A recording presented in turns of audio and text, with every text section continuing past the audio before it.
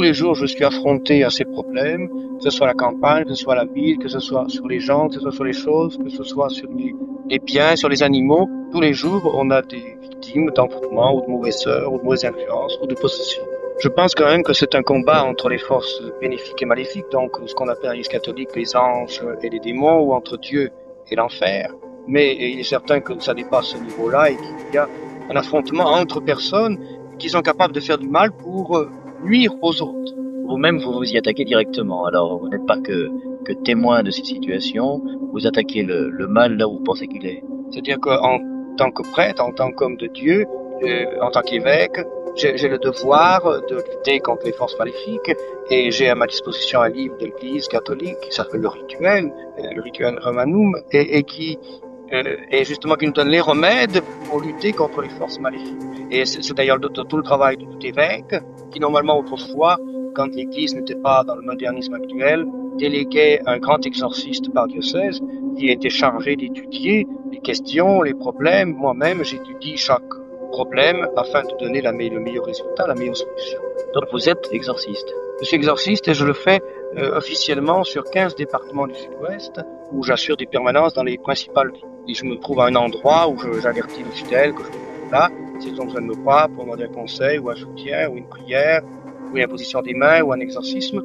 Et à ce moment-là, je reçois souvent 50 ou 100 personnes dans une journée. Possession, vous avez utilisé le terme. Pour vous, qui est possédé? Pourquoi? Enfin, qu'est-ce que la possession?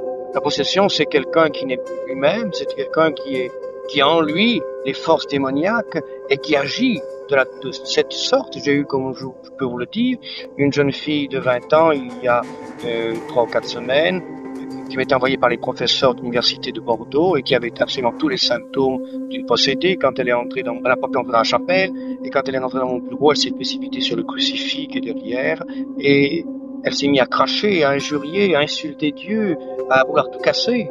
Je l'ai fait tenir et on lui a fait le grand exorcisme. À ce moment-là, au moment où je lui ai imposé la croix, au milieu du grand exorcisme, elle a poussé un cri très fort qu'on a entendu à plusieurs centaines de mètres. Et ensuite, à la fin de l'exorcisme, elle est tombée dans une espèce de coma pendant plus d'une demi-heure. Et après ce coma, elle s'est trouvée mieux, elle s'est trouvée apaisée, elle s'est trouvée tranquillisée, elle n'a plus injurié. Ce grand exorcisme, par opposition au petit, enfin, je veux dire, c'est un rituel, un cérémonial qui est difficile même pour vous. C'est-à-dire que le grand exorcisme est très difficile, il y a un rite, ça se fait dans une chapelle, on présente le clergé, des cierges allumés, et il y a une ambiance de prière extraordinaire. Et là, il y a vraiment un combat, un corps à corps entre le prêtre et la force démoniaque qui se trouve dans la personne. Autrement, le petit exorcisme qu'on appelle, c'est-à-dire l'exorcisme du pape Léon XIII, c'est le cas pour les envoûtements, les ensorcellements, les petits maléfices. Et là, notamment, il n'y a pas un combat pareillement. Disons que les gens se sentent soulagés, les gens sentent une force en eux qui les vide. Parfois, d'ailleurs, il y a des symptômes plusieurs jours après, de vide, de lassitude. Mais c'est excellent, ça montre qu'ils se vident d'une force qui est en eux, qui leur échappe. Mais dans le cas de cette jeune femme, par exemple, à l'intérieur de la chapelle ou dans le local, il y a violence mentale, violence physique, ou bien est-ce qu'elle est laissée de côté au profit d'un rituel dont elle n'est que témoin? Ou non, elle n'est pas du tout laissée de côté, c'est elle qui est le principal acteur avec le prêtre. Et il y a vraiment un combat, elle essaye de s'accrocher, elle crie. J'ai eu un cas de possession où une personne s'est roulée à mes pieds en me déchirant ma soutane, en écumant. Il y a des cas où j'ai eu un enfant de Paris qu'on m'a mis en ambulance, qui a eu des convulsions. J'ai eu des cas de deux dames de Pau qui étaient possédées depuis 35 ans, elles avaient vu des prêtres qui n'étaient pas assez forts.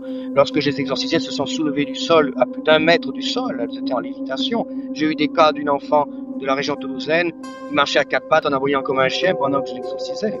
Enfin, pendant les grands exorcismes. Où sont les limites, les frontières entre le rôle d'un prêtre et le rôle d'un magicien? Le prêtre, il a un rituel, il a des prières que certains pourraient peut-être appeler de la magie blanche. À mon avis, c'est sa fonction, c'est-à-dire de lutter contre les forces maléfiques, contre la magie noire.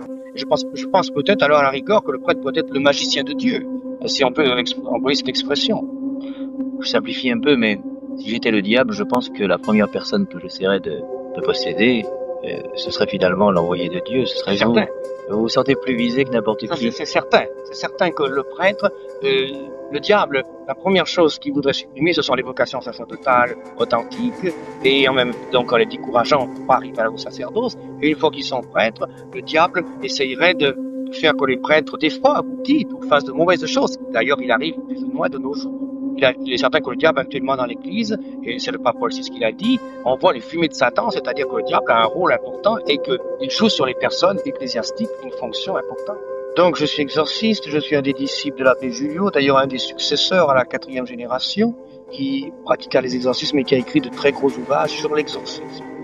Il faut d'abord savoir que tout catholique est exorcisé au moins une fois dans sa vie, c'est le jour du baptême, puisque dans le rite du baptême, au moins le rite jusqu'au Concile Vatican II, puisque dans le nouveau rite on a supprimé justement l'exorcisme, puisqu'on ne croit plus beaucoup aux forces infernales.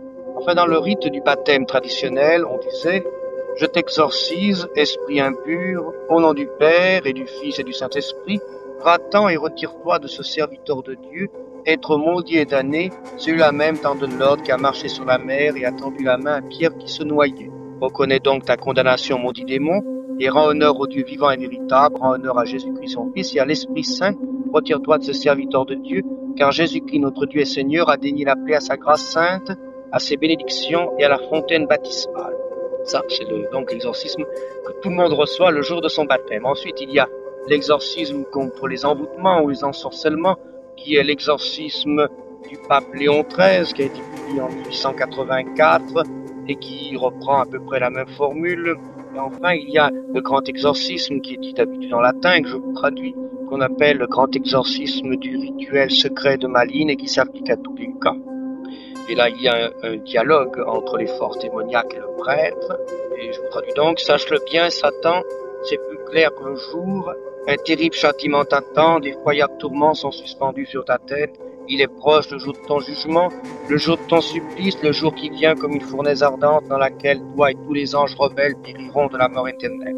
Et donc, damné et damnable, courbe-toi devant le Dieu vivant et vrai, courbe-toi devant Jésus-Christ son Fils, devant le Saint-Esprit, au nom duquel, par la vertu duquel, moi, le prêtre, je te commande, qui que tu sois esprit immonde, de sortir de ce serviteur, que notre Dieu et Maître Jésus-Christ a daigné racheter de son précieux sang. Et ensuite, en prenant la croix sur celui qui est possédé, on dit, voici le poids de la croix très sainte, fille ennemie, il a triomphé de vous et du monde, notre Seigneur Jésus-Christ, Fils de Dieu, empereur souverain, lion de la tribu de Juda, issu de la race de David. Ensuite, on chante des psaumes, le psaume 74, le psaume 58, le psaume 66, le psaume 65, le symbole du Saint Athanase, et le prêtre termine en disant que la bénédiction du Dieu Tout-Puissant, Père, Fils, Saint-Esprit, descende sur vous, et il reste à jamais, ainsi soit-il. C'est à ce moment-là que, dans la plupart des cas, le possédé tombe dans un état comateux, avant de retrouver ses esprits et sa libération. Je pense que d'abord on le dit avec une foi, avec une conviction à déplacer des montagnes. Ensuite, il y a une communion entre celui qui est possédé et le prêtre. Parfois même le possédé en ressent, comme si on le transperçait d'une épée. C'est vraiment une lutte. On en pousse des cris quand on fait le signe de croix sur lui. Ce n'est pas une formule qu'on récite, c'est une formule qu'on vit. C'est vraiment, disons que la formule, elle existe pour soutenir l'action de prière, mais c'est surtout le combat qui est important et qui est puissant. Il y a un esprit chevaleresque que doit avoir un exorciste, c'est-à-dire, c'est vraiment une lutte, c'est une croisade contre les forces du mal. Eh bien, j'essaye d'être le chevalier de Dieu contre les forces démoniaques, sataniques. J'aimerais, Monseigneur Olivier, que vous me disiez comment vous en êtes arrivé à ce rôle ici, à Mézin, et pourquoi vous n'avez pas suivi le chemin normal à l'intérieur de la religion catholique. Alors j'ai un cheminement spirituel qui est peut-être particulier, qui est comme tout cheminement spirituel, comme Saint Paul ou comme le Père de Foucault. Je suis rentré dans la religion, j'étais frère des écoles chrétiennes pendant 5-6 ans, j'ai enseigné, il est arrivé le Concile Vatican II et la rénovation dans l'Institut des Frères, que je n'ai pas accepté. Je me suis donc orienté vers le sacerdoce.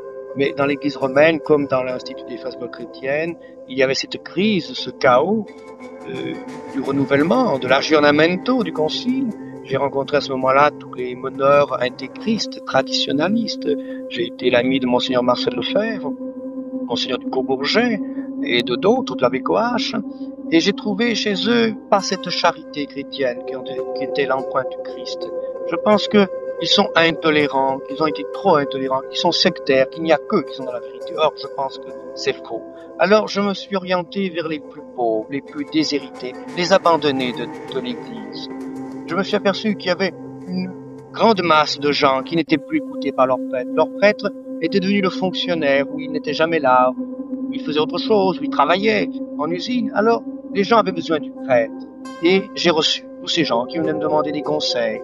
Et puis, je me suis aperçu en les recevant qu'ils avaient besoin d'autre chose. Je me suis aperçu que parfois ils étaient victimes de mauvaises choses. Et c'est à ce moment-là que je me suis orienté dans un apostolat beaucoup plus difficile, beaucoup plus complexe, beaucoup plus particulier, celui d'exorciste. Et je le fais parce que je pense venir au secours des plus défavorisés, vraiment des plus malheureux, de ceux qui attendent quelque chose de l'Église, qui attendent quelque chose d'un homme de Dieu. Et comme dans l'Église romaine, il n'y avait plus ce charisme des exorcismes, que des évêques en préfèrent envoyer des cas d'envoûtement à des psychiatres, ce qui est absolument un illogisme et qui est contre toute la tradition de l'Église, eh bien, je me suis orienté vers l'Église catholique d'Antioche, une Église qui est proche du Christ, puisque le Christ était en Orient, une Église qui est restée plus vivante et plus proche de la masse, et non une Église de fonctionnaires, une Église de gens qui donnent un culte, et puis ensuite qui ne s'occupent plus des